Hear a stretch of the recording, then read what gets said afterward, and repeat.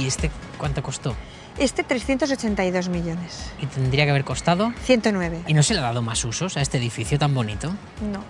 No, y tiene muchas salas y la mayoría no se utilizan.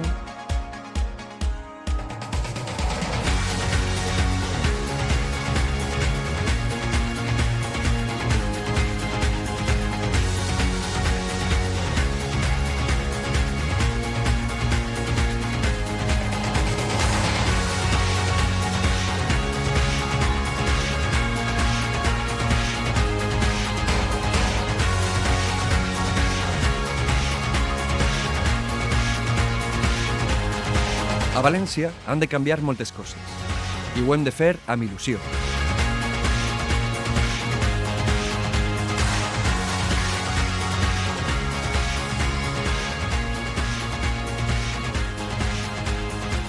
Canviar fa Convoy.